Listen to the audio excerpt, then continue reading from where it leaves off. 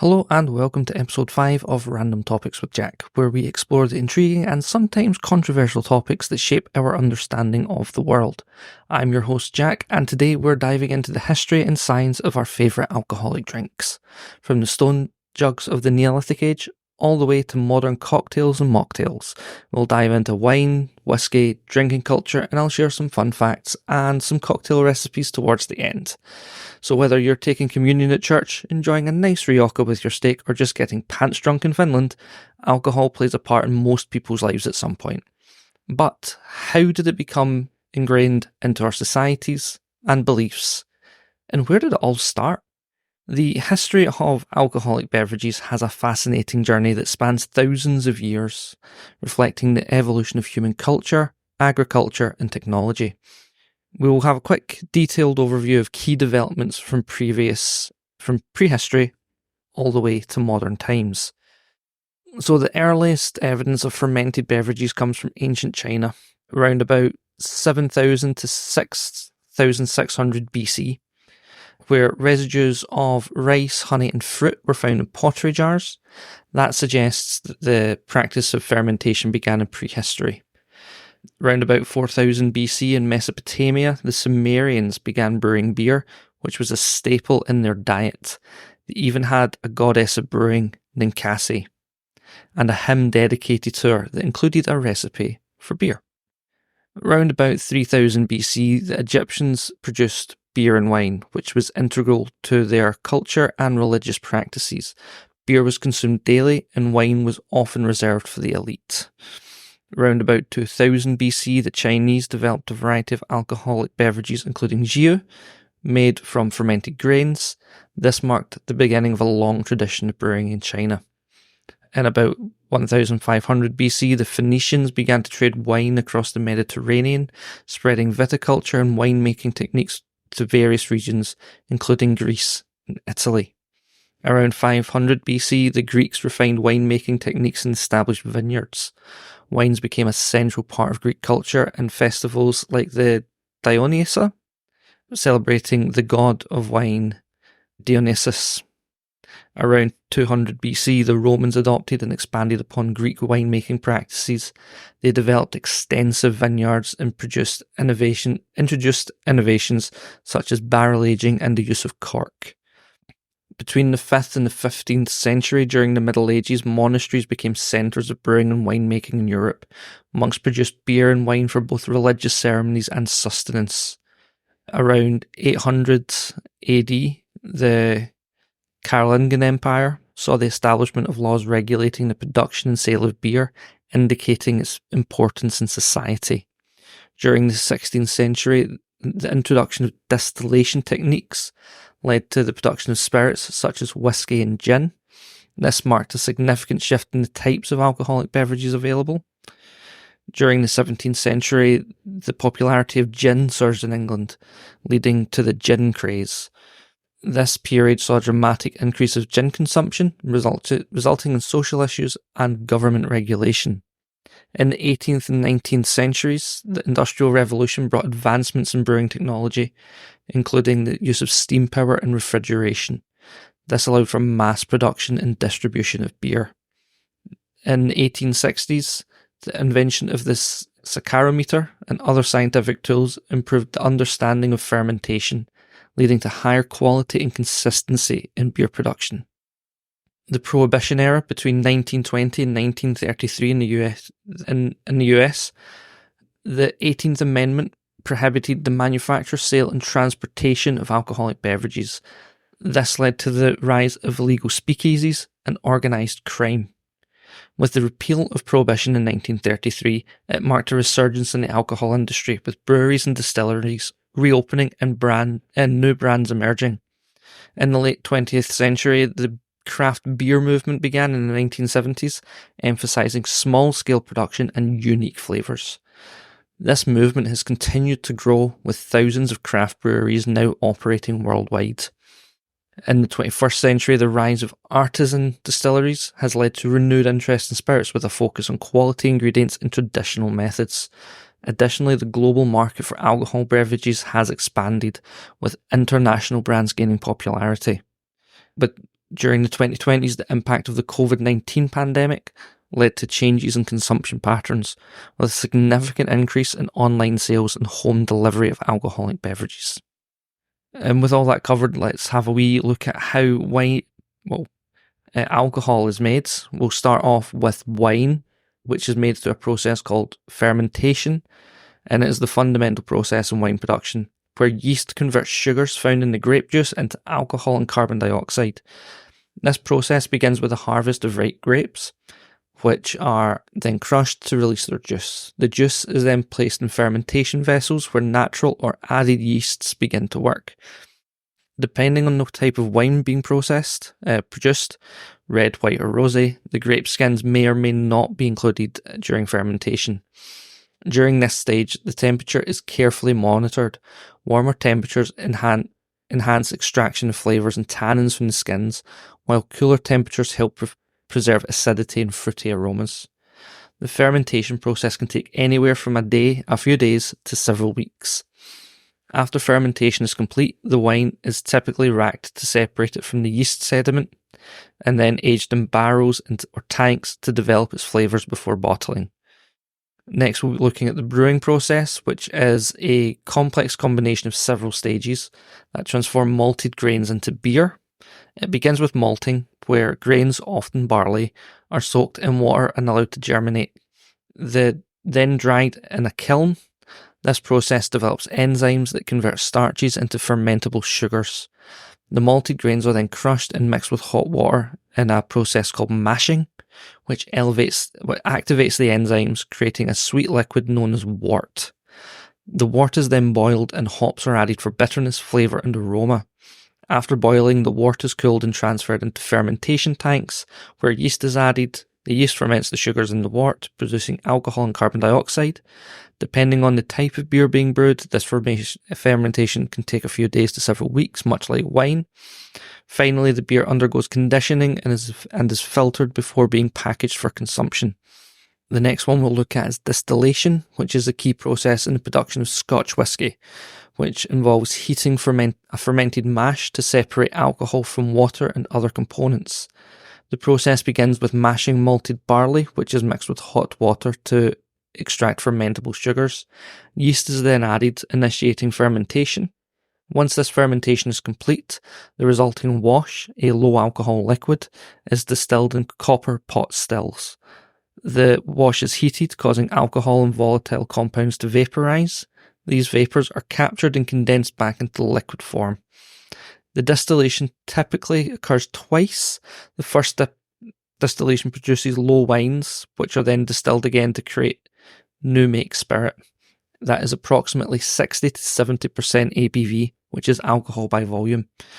This spirit is then aged in oak barrels for a minimum of 3 years, allowing it to develop complex flavours and aromas characteristic of Scotch whisky.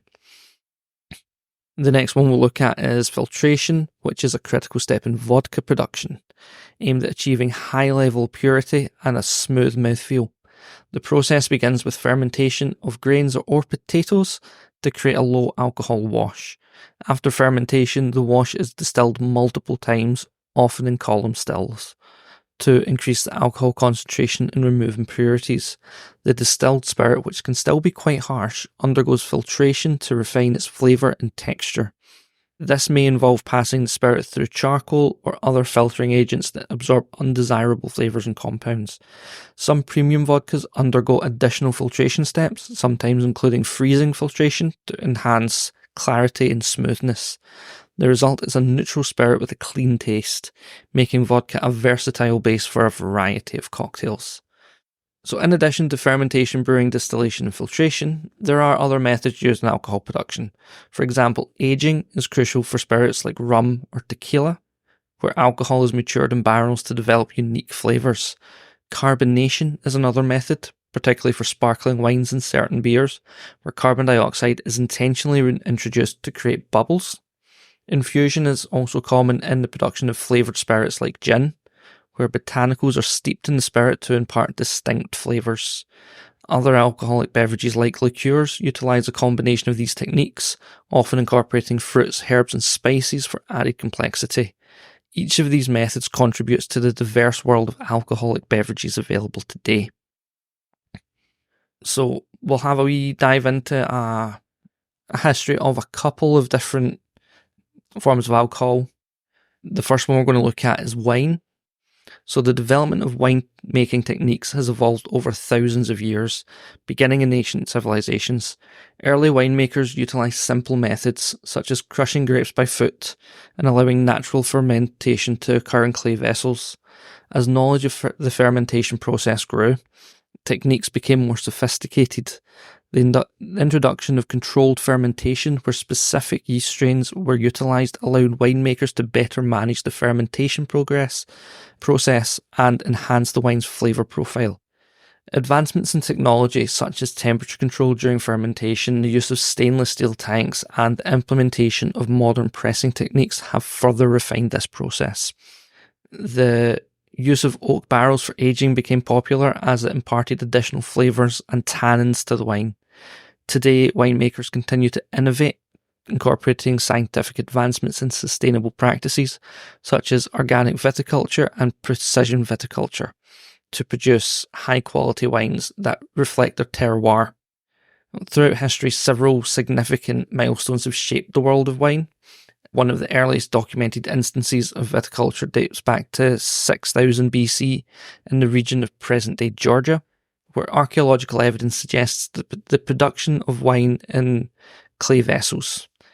The ancient Egyptians further advanced winemaking by cultivating vineyards and developing techniques for storing and aging wine, which were often used in religious ceremonies.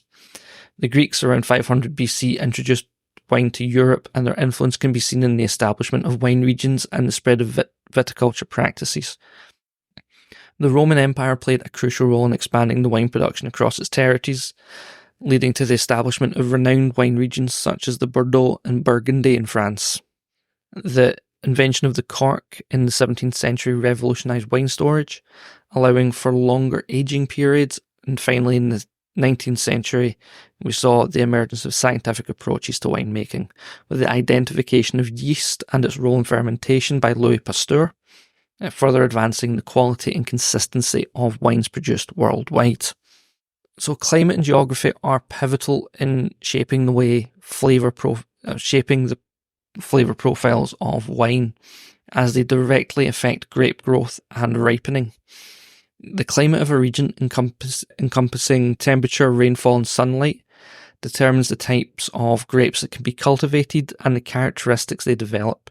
For instance, warmer grapes tend to produce grapes with a higher sugar content, resulting in wines with elevated alcohol levels and fruit-forward flavours.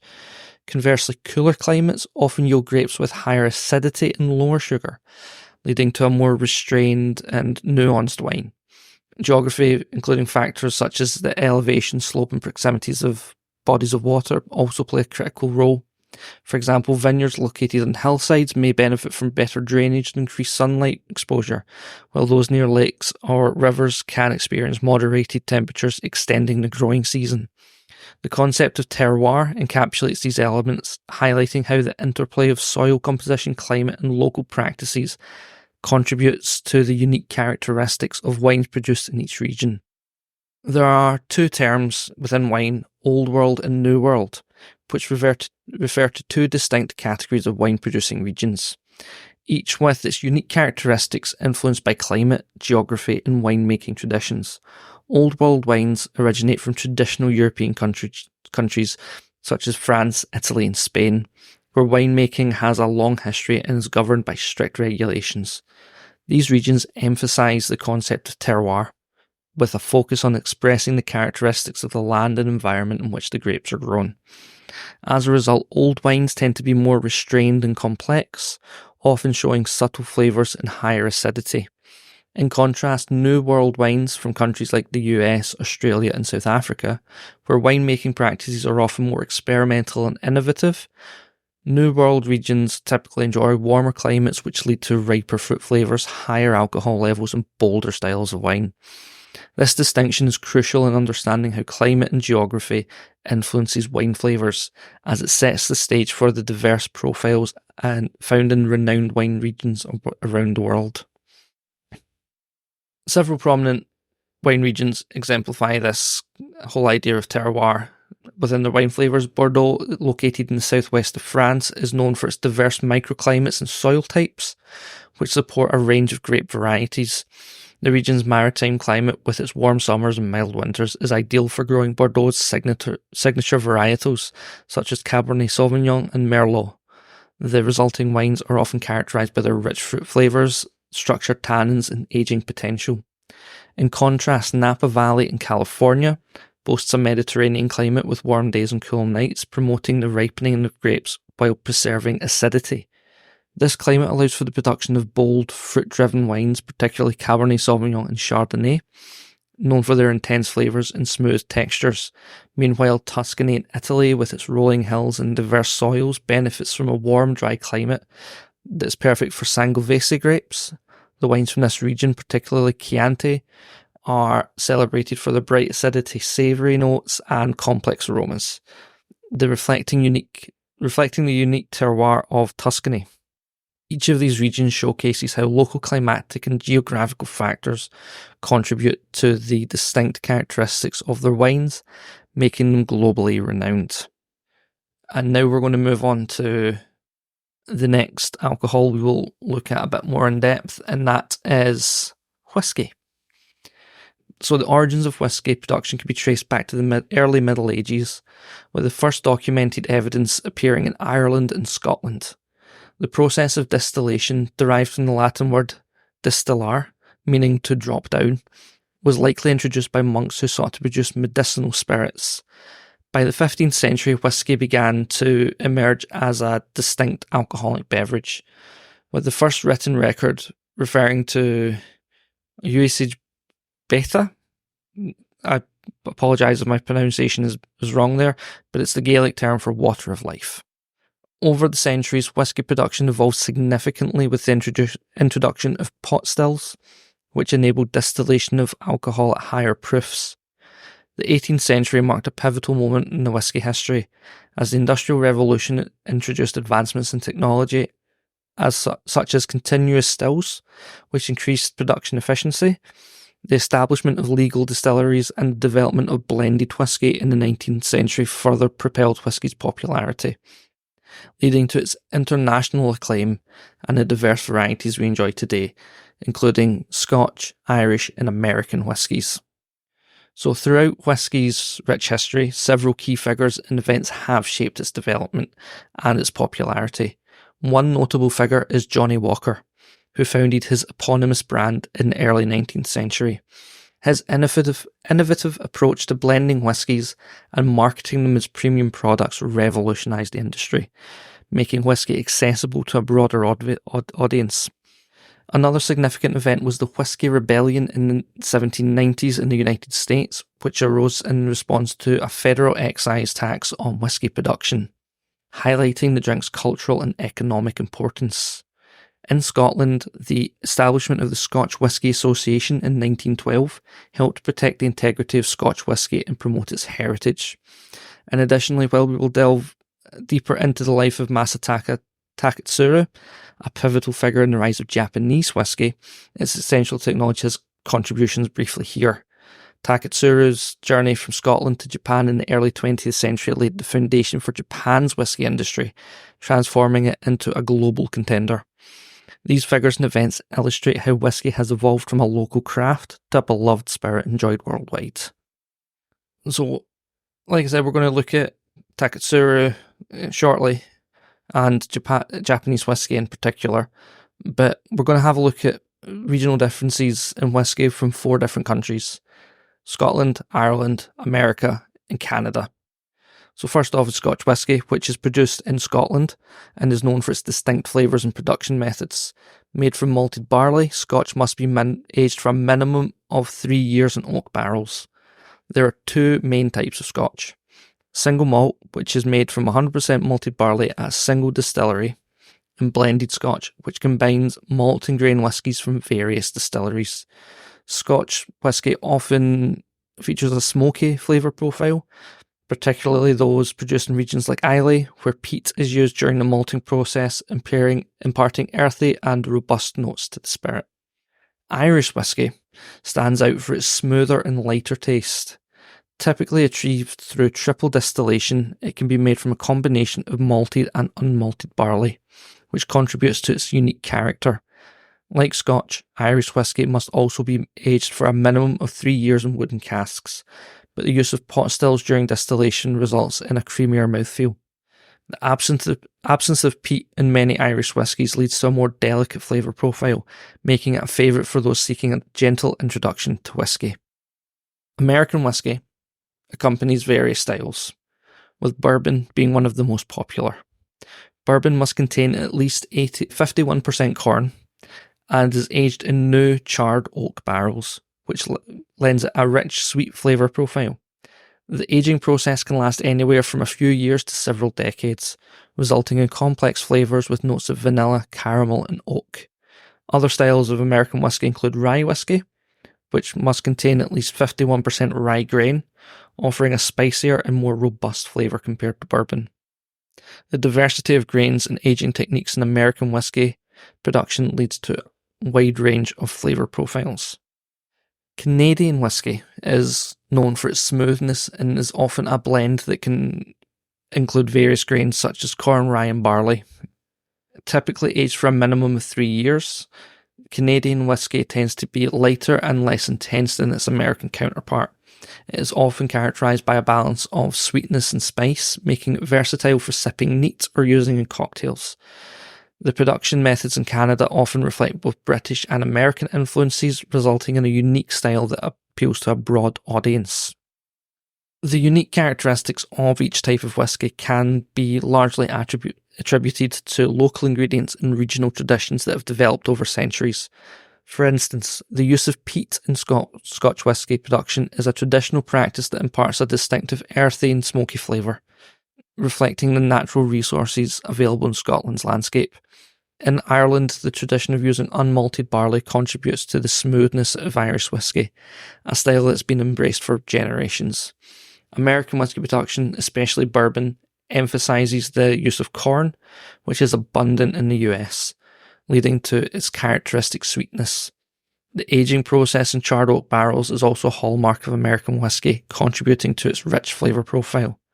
Canadian whisky often utilises a mix of grains, reflecting the diverse agricultural landscape of Canada.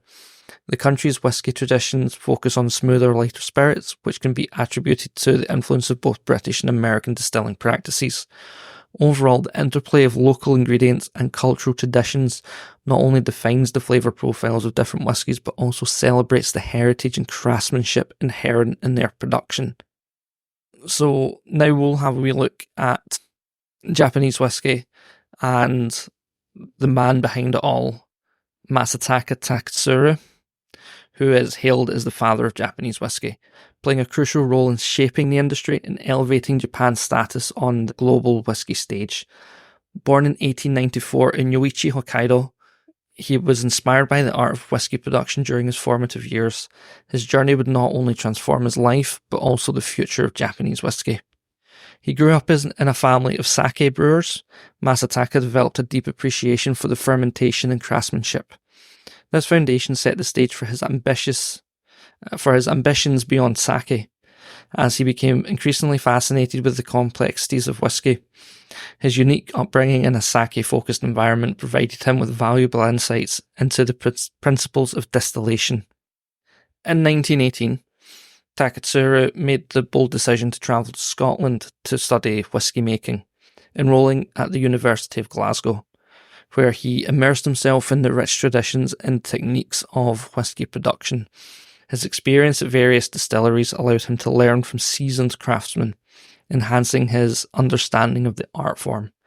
Throughout his journey, he faced challenges, including language barriers and cultural differences, but these obstacles only fueled his determination to master the craft.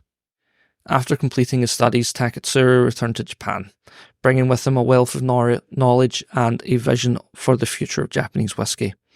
He initially helped establish Suntory, formerly Kotobukaya, Kyoto, which was Japan's first whisky distillery. However, in 1934, He founded Dai Nippon Kaju Keikei in Yoichi, Hokkaido, believing that the region was the most similar part of Japan to Scotland. This venture later became known as Nikka, with the first bottle sold in 1940. Taketsuru's pioneering efforts laid the groundwork for a new tradition, blending Scottish techniques with local ingredients and methods. Masataka Taketsuru introduced several innovations in Japanese whisky production, including the meticulous selection of ingredients and the use of traditional pot stills. His commitment to quality and craftsmanship ensured that Japanese whisky would stand out in a crowded market. Taketsuru's emphasis on natural fermentation and the influence of local climate contributed to the development of distinctive flavour profiles that are characteristic of Japanese whisky. Over the years, Japanese whisky has gained international recognition, winning prestigious awards and accolades that showcased its exceptional quality. The unique characteristics of Japanese whisky, such as its smoothness, complexity and balance, set it apart from other whiskies around the world. The incorporation of local water sources and a meticulous aging process in various cask types further contributed to its distinctiveness. So in summary, Masataka Taketsuru's journey from Japan to Scotland and the subsequent return to establish the first Japanese whisky distillery is a testament to his passion and dedication. His innovations and commitment to quality have played a significant role in the rise of Japanese whisky, which continues to captivate enthusiasts globally. I encourage listeners to explore this fascinating aspect of whisky culture and discover these rich stories behind each bottle of Japanese whisky. Now we're going to have a look at another alcohol, beer, which has held a cultural significance across various societies, serving as more than just a beverage. It often symbolises community, celebration and tradition. In many cultures, beer is integrated into social gatherings, festivals and rite of passage. For example, in Germany, Oktoberfest is a world-renowned celebration where beer plays a crucial role, reflecting on the nation's brewing heritage. Similarly, in Belgium, beer is an integral part of the country's identity, with a rich variety of styles and brewing traditions that are celebrated and preserved. Beer consumption is often surrounded by unique customs and rituals that enhance the drinking experiences. One practice, such as rounds, commonly referred to as Greaves Rules, where patrons take turns buying rounds of drinks for each other, fostering camaraderie and social bonding. In Finland, the concept of pantstrunk, or kalsarikanat, no, that's probably not how you pronounce it, but I did my best, refers to the act of drinking beer alone in your underwear at home, emphasising a relaxed and personal approach to beer enjoyment. In Japan, nomikai is a popular custom where co-workers gather after work to drink beer together, promoting team bonding and strengthening workplace relationships. Each of these customs highlights the diverse way in which beer is woven into the fabric of society, reflecting local values and social interactions. Overall, beer serves as a bridge between people, cultures and traditions, celebrating the shared joy of togetherness and relaxation. Alcohol isn't only a societal thing, though. It also plays a role in religious and spiritual ceremonies across various cultures throughout history. It is often used as a sacred offering, a means of communion, or a way to enhance spiritual experiences. In many traditions, alcoholic beverages are believed to connect the physical world with the spiritual realm, facilitating communication with deities or ancestors. The act of consuming alcohol within these contexts can symbolise purification, celebration, and the sharing of community bonds among participants. Some examples of this include in Christianity, where wine is a central element of the Eucharist, symbolising the blood of Christ. And this ritual underscores the importance of community and remembrance in Christian faith. In Jewish tradition, wine is also significant, especially during ceremonies like Kiddush, where it is blessed and consumed to sanctify the Sabbath and festivals. Many indigenous cultures use alcohol, such as fermented corn beer or sorghum beer, in ceremonial contexts. These beverages are often consumed during rituals that honour ancestors or mark important life events. In Hindu practices, soma, a ritual drink, is mentioned in ancient texts as a beverage consumed during religious ceremonies, believed to bestow immortality and divine insight. In various shamanic traditions, alcoholic beverages are used to facilitate altered states of consciousness, allowing practitioners to connect with the spirit world and gain insights.